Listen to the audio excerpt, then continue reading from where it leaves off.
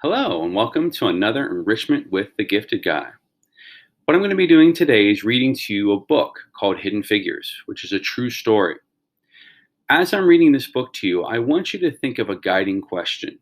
A guiding question is just a question to kind of point your thoughts in a certain direction, to think about something a certain way. The guiding question that I would like you to think about is, what would you do if you were told you could not pursue a career or a job because of how you look or who you are? Hello, my name is Todd Stanley, and I'm here today to read to you the book called Hidden Figures, the true story of 4 black women in the space race. This was written by Margot Lee Shetterly.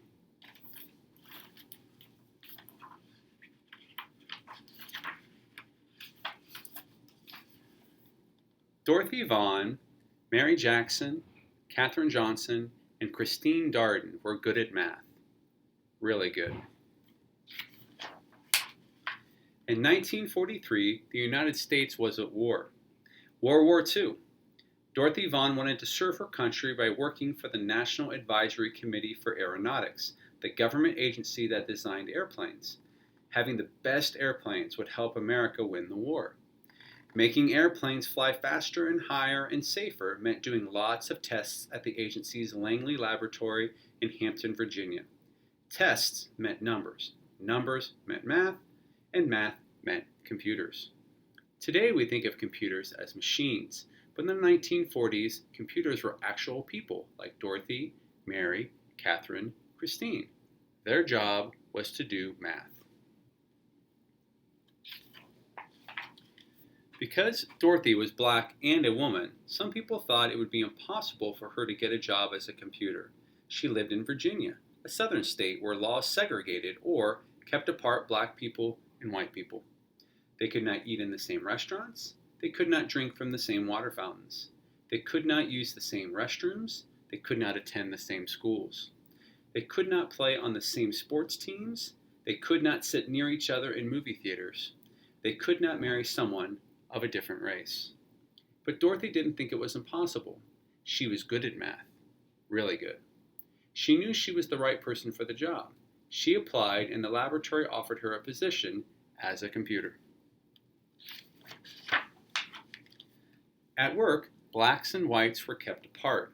The white computers worked in one building, and Dorothy and the other black computers worked in a different building in their separate office.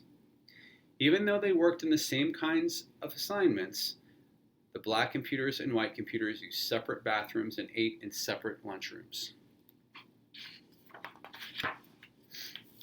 America won the war in 1945, but Dorothy stayed on the job, still trying to make airplanes faster and safer. By 1951, the Americans and the Russians were competing to see who would build the best planes. That meant more experiments and more numbers. Lots and lots of numbers. And more numbers meant the need for more computers. That's where Mary Jackson got a job as a computer at Langley. She worked in a group that tested model airplanes in wind tunnels. A wind tunnel was a machine like a huge metal box with a powerful fan attached. Mary put model airplanes in the wind tunnel and blasted them with air from the fan. This experiment helped her group improve their designs on the models before building full-sized airplanes.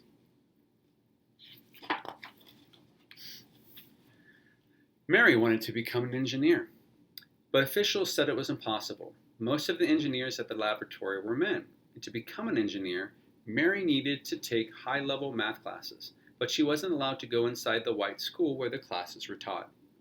But Mary was good at math, really good, and she refused to give up. She got permission to enter the school building and take the math classes, and she earned good grades. Because she didn't give up, Mary Jackson became the first African-American female engineer at the laboratory. Katherine Johnson was good at math and always asked lots of questions. In 1953, she applied to the laboratory for a computer job and was placed on a team that tested actual planes while they were flying in the air. Their research was used to figure out ways to prevent future plane crashes. In one of her first projects, she learned how to analyze turbulence, or dangerous gusts of air. No one knows how many lives her work may have helped save. Katherine wanted to help the group prepare its research reports, so she asked if she could go to meetings with the other experts on her team. She was told it was impossible. Women are allowed to attend meetings, he said, but Katherine knew she was good at math, as good as math as anyone else, maybe better. So she asked him again, and again, and again. Katherine asked her boss so many times that he finally invited her to the meetings. Katherine was good at math, really good. And because she fought to be treated the same as the men, she became the first woman in her group to sign her name to one of the group's reports. In the 1950s, the Langley Laboratory brought a machine computer that could do math faster than human computers. At first, these machines made mistakes. Dorothy learned how to program the machines so that they got the right answers. She taught the women in her group how to program the computers too. In 1957, Russia launched a satellite known as Sputnik into orbit around the Earth. The United States started building satellites to explore space too. For years, the laboratory had used math to design airplanes. Now it would need math to create spaceships as well. The government decided to change the agency's name from the National Advisory Committee for Aeronautics to the National Aeronautics and Space Administration, NASA.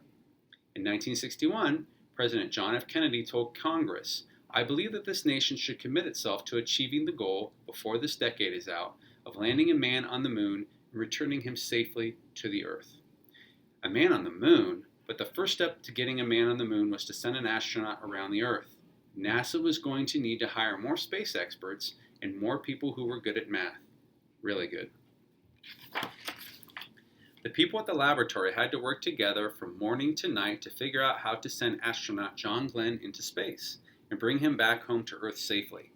Katherine Johnson knew she could use math to help. "Tell me where you want this spaceship to land, and I'll tell you where to launch it," Katherine told her bosses. Katherine helped calculate the trajectories or pathways that rockets traveled through space.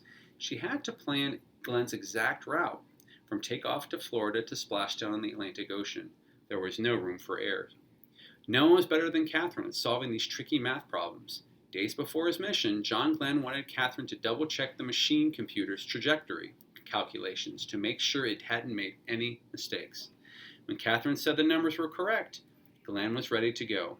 On February 20th, 1962, Glenn blasted off into space, circled the Earth, and made his way home safely.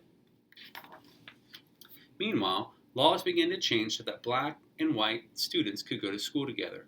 Blacks fought for the right to sit beside whites on buses and to drink from the same water fountain. At the laboratory, black and white computers started working together in the same offices, eating at the same lunch tables, and using the same bathrooms. Black and white moviegoers could sit next to each other in the same theater. Across the country, people started to think about ways to bring equality to all Americans. Christine Darden was good at math, and she loved electronic computers. She started working at Langley in 1967. Christine wanted to become an engineer, and thanks to Dorothy, Mary, and Katherine, she knew it was possible. Eventually, she became an engineer for supersonic airplanes, planes flying faster than the speed of sound, but her first job was to help with NASA's mission to the moon. The people at the laboratory prepared for years to send astronauts to the moon, about 238,900 miles away from the Earth. Finally, on July 20, 1969, the world watched as the three men arrived at the moon in their Apollo 11 spacecraft. "That's one small step for man, one giant leap for mankind," said astronaut Neil Armstrong when he stepped onto its dusty surface. But it was also a giant leap for Dorothy, Mary, Katherine, Christine, and all of the other computers and engineers who had worked at the laboratory over the years. The moon landing was a success from takeoff to splashdown, but there was no time to rest. Once NASA landed astronauts on the moon, the people at the laboratory began dreaming of sending humans to other planets, such as Mars or Jupiter or Saturn. They started to imagine hyper-fast space planes that could travel around the Earth at 7 times the speed of sound. The next adventure wouldn't be easy and would require lots of tests and lots of numbers. But Dorothy, Mary, Katherine, and Christine knew one thing. With hard work, perseverance, and a love of math, anything was possible. I hope you enjoyed that book, but I also hope that you were considering the guiding question as I was reading. So, what would you have done if you were unable to do the things that you wanted to do because of who you are or how you look? In addition to that guiding question, I also want you to think about three other questions when it comes to this book. So, the first question I'd like you to think about is, how do you think you would have felt if you were treated like Dorothy, Catherine, or Mary were? So, what would those feelings be? How would you think that that was fair? Another question that I want you to consider is, what might have happened if there weren't people like Dorothy, Catherine, or Mary working for NASA? So, what might have happened with the programs that they were involved with? What might have happened to NASA? What would NASA look like? What would the world look like? And the last question I want you to think about is personal. Do you like math? And do you think you could do a job where you would be using math? I mean, you're learning math every day. And how do you think you'll be using that math in the real world when you get out there and you're doing a job or working with people? So take those questions and just think about them. You don't need to write them down. You don't, although if that helps you, you can certainly do that. But it's just something to think about because books are meant to cause us to think, and that is what this book does. It makes us think about certain things. One last thing I'm going to leave you with is I will recommend the movie Hidden Figures, which came out a few years ago. It is an excellent movie.